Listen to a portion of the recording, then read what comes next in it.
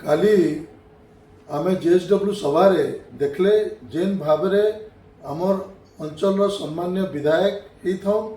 आमर अंचल सम्मान्य मंत्री माने ही थाउन ताकू जेन भावरे हिनस्ता कराहला अपमानित कराहला सेटा अत्यंत दुर्भाग्यजनक। एवं आमे देखले जे चीफ सेक्रेटरी को पछे भाषण देवार सुजोग दिया गला आमर मंत्री मानकू अंचल मंत्री मानकू सुजोग नहीं दिया गला भाषण देवा लगी। एवं खाली सेतकी नुहे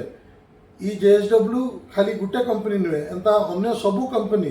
से माने बुझी जाइछन जे जदि आज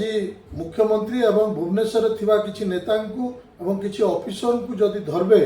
ताहले आमर अंचल आउ स्थानीय लोकप्रतिनिधि मानकू सम्मान देवार किछि दरकार नै न। से माने बुझिछन जे जदि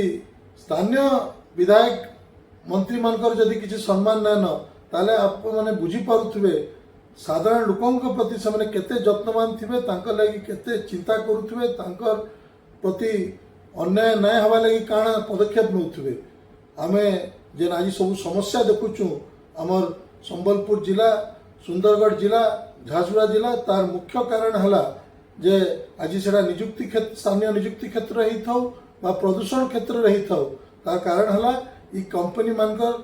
जेन बेखातिर मनोभाव रही छे आमर अंचल लोकप्रतिनिधि मान लगी एवं तार सहित से माने स्थानीय लोकंकर भी प्रति शोषण करवा लगी डरबार नहीं। तो एकमात्र बाट होचे आमे दल मत निर्विशेष पश्चिम ओडिशावासी समस्त एक हवा पड़वा सबू नेता माने भी एक हवा के पड़वा ताहले जाय कि